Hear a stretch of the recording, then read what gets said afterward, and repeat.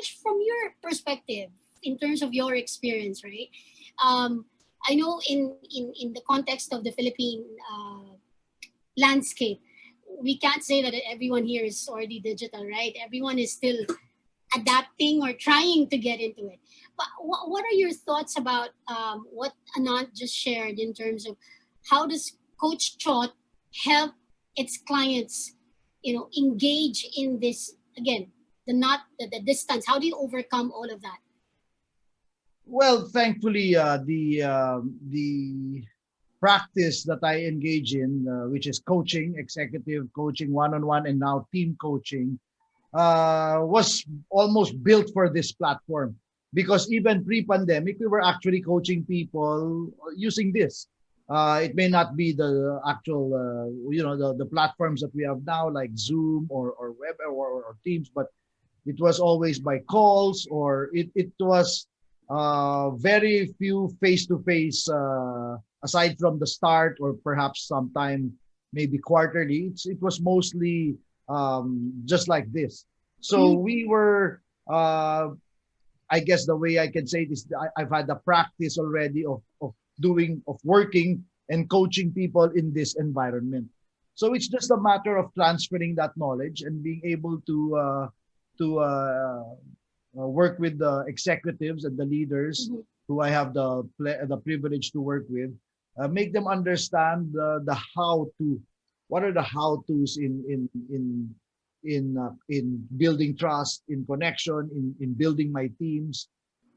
How can I consistently create or lead high impact teams even in this even in the virtual platform.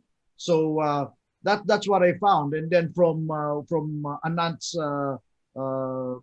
statements, it's a big help for us to have those digital coaches, the digital assistants. I'd like to call it my digital assistant coaches. And any help that we can get is fine. And that's the way I look at it. Is it augments it. It enriches the coaching practice. It enriches the engagement. It enriches the relationship. Because even in the coaching engagement, the relationship is the number one thing. We have to have. If I'm coaching you, Nathalie, I have to have a connection with you. There's no way I can say all the right, best, concepts and the latest thinking, cutting edge stuff, but without that connection, that's not gonna land on you in any way. It's not gonna resonate. So right. No, I do understand, Coach. You need to have that relationship in order for that for that engagement to be meaningful for both parties. So let me move on to my second question, Coach, and I'd like to start with you because this is exactly what you do for a living. How do you actually motivate the workforce, right? Because you mentioned earlier that you need to be connected internally so you can connect externally. So if you have that, how do you go about motivating the workforce?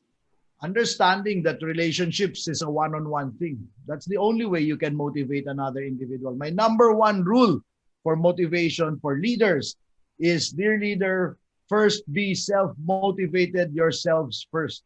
Let me repeat it again for the second time in case you missed the double redundancy. Leaders, the only way you can motivate another individual is to first be self-motivated yourselves first. Because we cannot fool our people. They can smell us a mile away. I mean, if in the morning or in the calls like these, the first thing our people are checking out, our people are always checking us out. And the first thing they're checking us out is, how motivated is my boss today? Because motivated bosses, that's motivating. So for me, that's the first rule. And then secondly, especially with the younger generation, the workforce today, it's really about autonomy, mastery, purpose. Leaders today, the old style of motivation, this is how we should do it, this is what you should do, this is how you should do it, that no longer works.